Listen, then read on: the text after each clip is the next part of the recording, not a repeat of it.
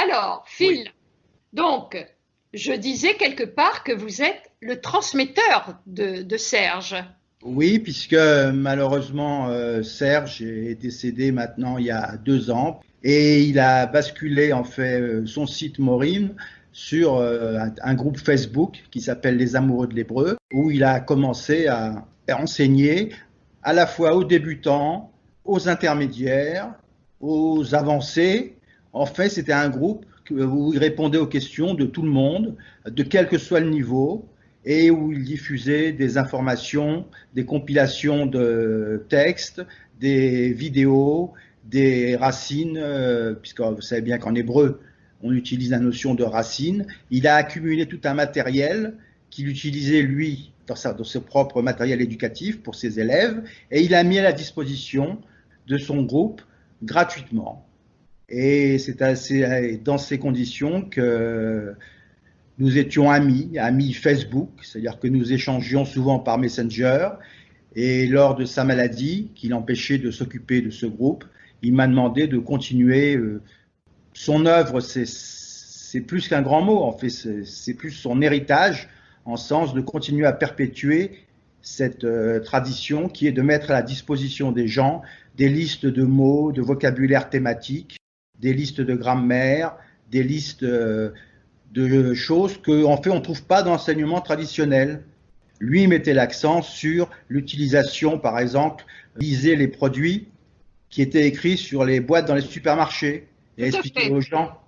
Il expliquait aux gens qu'il y avait écrit dessus, que c'était écrit sans conservateur ou sans gluten, ou c'était un produit 100% made in Israël, mitotseret Israël. C'est-à-dire qu'en fait, il avait une approche vraiment extrêmement pragmatique et orientée utilisateur de l'hébreu plutôt qu'une approche, encore une fois, soit biblique, soit judaïque, je dirais.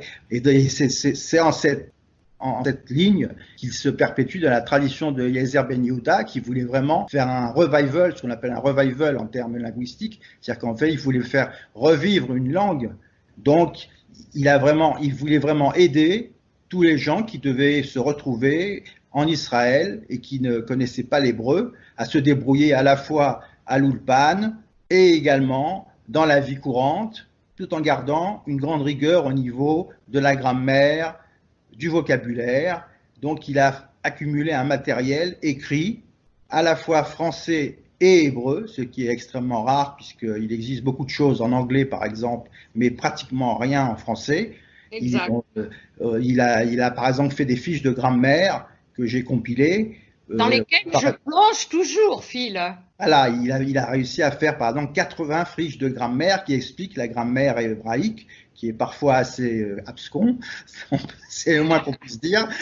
Il a réussi à créer donc, tout ce matériel pour le mettre à disposition de ses élèves et des membres de ce groupe qui s'appelle encore une fois les amoureux de l'hébreu. Je le perpétue en renouvelant, en compilant les documents et en le remettant à disposition, toujours gratuitement bien sûr, de tous ceux qui ont la bonne idée de s'inscrire. Ils peuvent télécharger ce matériel au fur et à mesure et c'est de l'ordre de à peu près une publication tous les jours. Tous les jours, il y a une racine qui est expliquée par Serge, il y a une vidéo sur par exemple un produit de consommation courante comme par exemple je sais pas moi, le cottage, le fameux cottage israélien. Ouais. Tous les jours, il y a une fiche de grammaire qui est publiée. Bref, tout ce matériel que lui utilisait pour ses élèves, il est à disposition sur Facebook, dans ce groupe Les Amoureux de l'Hébreu. Bravo, bravo, bravo Serge. De là-haut, nous te bénissons, nous te devons beaucoup. Vous savez que la tradition nous dit que de parler d'un défunt le fait vivre et planer au-dessus de nous. Dans ces périodes difficiles, Phil, encore une fois, bravo à Serge. Alors, nous allons maintenant entamer un dossier qui vous tient vraiment aussi à cœur. Vous vous êtes attaché à la traduction de 200 chants hébraïques. Des chansons mais magnifiques que certains ont peut-être même oubliées ou n'ont pas entendues, n'ont pas écoutées, des chants avec un enseignement profond avec un sens profond. Alors, Phil, que pouvez-vous nous dire de vos traductions des chants hébraïques? Oui, tout à fait. Désolé de parler de moi, mais en fait, disons que dans mon parcours personnel, j'ai suivi le parcours de beaucoup de gens qui se retrouveront peut-être dans ce parcours. C'est que je suis né à Tunis et les vents d'histoire nous ont poussés, certains vers Israël, certains vers la France. Pour les Juifs tunisiens, ça a été beaucoup vers la France. Et donc, je me suis retrouvé, comme beaucoup, à 10 ans, à Paris, dans le froid. Alors, après avoir quitté Tunis et la Goulette disons, et les glaces de bébé. Les classes sympathiques de l'école de la rue de Colmar, où nous passions du bon temps. Mais ce qui était important pour moi, c'était que quelque part, je sentais que c'était une espèce d'étape et quelque part, Israël était comme dans toute ma famille, puisqu'en fait, une partie de ma famille avait émigré directement en Israël en 50, en 48, quoi, dès la proclamation de l'État, et l'autre partie a été venue en France pour des raisons tout à fait compréhensibles, de langue, de parenté. Je me souviens qu'on a vécu 6 mois chez mon oncle, ce qui était quand même une facilité. Bref, l'histoire des Juifs tunisiens, c'est pas la vérité si je mens. C'est beaucoup plus compliqué que ça, et ça a été beaucoup plus difficile. Et comme tous les enfants de ma génération, les gens qui ont vraiment vécu le traumatisme de la décolonisation, c'est mes parents et mes grands-parents, puisque bien sûr, comme dans toute bonne famille tunisienne, surtout livournaise, mes grands-parents habitaient avec nous. Nous étions à Paris et nous étions un peu en exil à la fois de Tunis. Une petite précision, vous êtes livournais par votre mère alors? Oui, par ma mère, oui, tout à fait. Non, parce que l'onomastique juive fait que votre nom, votre patronyme. Oui, hein? Au contraire, mon père, lui, au contraire, était absolument pas livournais et ça crée quelques tensions familiales. J'imagine, c'était à Toulouse. Quelques tensions familiales que je ne comprenais pas toujours à l'époque et que maintenant je comprends mieux. Alors, Phil, je vais vous rappeler quelque chose que l'on dit sur les livournais. Vous savez ce qu'on dit en arabe sur les livournais? Non, allez-y. Alors, je vous donne d'abord la traduction pour que vous puissiez apprécier. Ils boivent l'eau avec la fourchette. Yushrabul meuble gerfou. Oui, tout à fait. Oui, je comprends, tout à fait. C'est génial. Tout à fait. C'est vrai qu'ils étaient très mal vus et réciproquement d'ailleurs.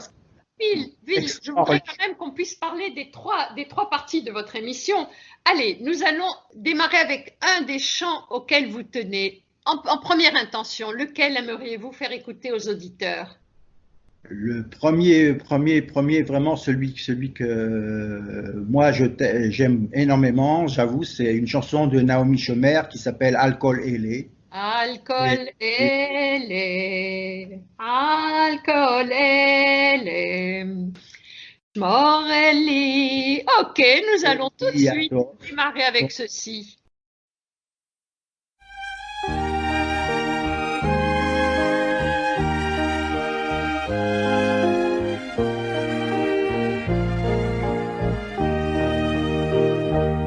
על הדבש ועל העוקץ, על המר והמתוק, על ביתנו התינוקת שמור לי הטוב, על האש המבוערת, על המים הזכים, על האיש השב הביתה מן המרחקים, על כל אלה, על כל אלה, שמור לי אלי הטוב, על הדבש ועל העוקץ, על המר והמתוק,